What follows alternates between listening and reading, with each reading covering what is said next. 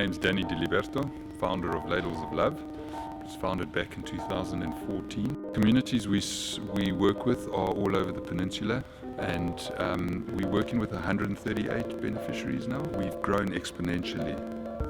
We've been able to do that because of all the kindness that we have experienced from individuals and corporates such as Interbet, who just want to be part of the change.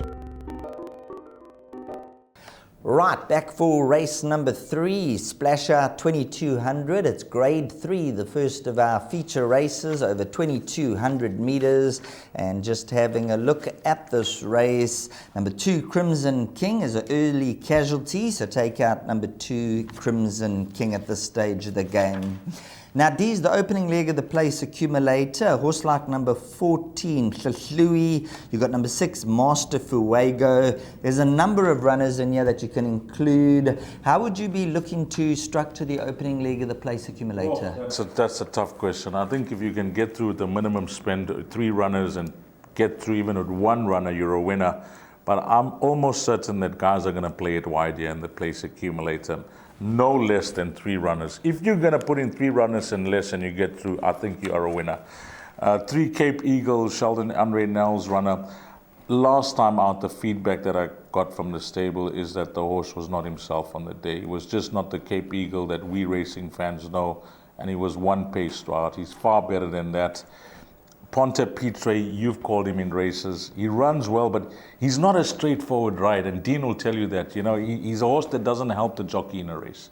Yes, Ponte Pitre is one of those horses you've got to niggle him, nurse him, keep him interested. He's a horse with a mind of his own. When he applies himself correctly, he can produce the goods on the day, but it all depends with the big crowd and all the atmosphere. Keep a close eye on him closer to race time, and you'll be able to get a better opinion if you're going to have a bet on him or not. So keep a very close eye on him. And then if you're looking for a horse, number 8, Pomodora's Jet from the Brett Crawford stable, 52.5 kilograms on the back at around 14 to 1 it opened, I think down about 8 to 1 now. Ran 5th behind Meridius last time out. And for me, this could be a horse to take in your multiples and that, your place multiples and all those type of bets in a very, very open race. So number 8, Pomodora's Jet's a horse that I'm going to include in all of my play. Yeah, just with numbers 8 and 9, the one thing that's clearly noticeable when you have a look at their CVs is that, you know, beyond 1,800 meters, they're untested. You know, this is the type of race that we'll see, you know, if they are going to be as effective once they go over further. Pomodora's Jet with that low weight, if he gets the 2,200 meters runner. Atticus Finch the same. The one race in the Summer Cup, you know, he just faded so tamely in the running behind Royal Victory, Atticus Finch. So I have a question mark over the distance with 8 and 9. Mucho Dinero, Justin Snate couldn't qualify this horse for the Hollywoodbets Durbanville, but he's no slouch. He's won 4 in a row. Richard Fourie rides. We've spoken about 8 and 9. Master Fuego, I think, is a big improver in the race. Huge improver. I see no issue with him going 2,200 meters. The Futurist, I don't know what happened last time. Did you watch that race?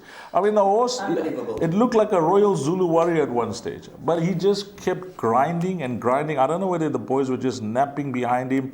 They thought the horse was going to come back to the field, but he never stopped. He just continued to lengthen and lengthen. And when they turned into the straight, the horse was 20 lengths clear. So, you know, those type of tactics at a tighter track could pay dividends. And then another runner you spoke about, Hlui. What about Red Maple? You know, the way she won that last start, the Track and Ball Oaks, a well-timed ride by Craig Zaki. The one thing I was going to tell you about Hlui, because if you go to race number 4, you'll see that this horse is a half-brother to that horse Breeze On. I've been waiting for Justin to put him over ground. And now this 2,200 meter trip, I think, is going to suit him nicely. And Daniel Muscat up, the international jockey. So all in all, what I'm saying is that it's a difficult race. You know, numbers 3, 4, 5, 6, 7, 8, 13, 14. We've spoken about all those runners. Now, how do we narrow it down for the PA? Well, I'm going to give 2 runners, and you're going to give 2 runners. So we'll go with 4 runners to try and, you know, assist the racing fans out there. Maybe they're horses they can consider. So my first runner is going to be Cape Eagle, number 3. Your first runner, 3, Cape Eagle. My first runner will be number 8, Pomodora's Jet. And then my second runner is going to be number 40, Hlui. the Louis, and then I'm going to back it up with, let's go number 13, Red Maple. Okay, 3, 8, 14, and 13. 3, 8, 14, and 13. Okay, that's a wrap. We've given comments on runners. It's a difficult start to the place accumulator. Even with these 4 runners, I'm really not confident. So hopefully you get through the first leg of the place accumulator. It's going to be a bumper pool. We start our racing on the turf track. For the studio, between Sheldon and myself, 3, 8, 13, and 14 in numerical order for the PA. My name is Beston. I live in Cape Town.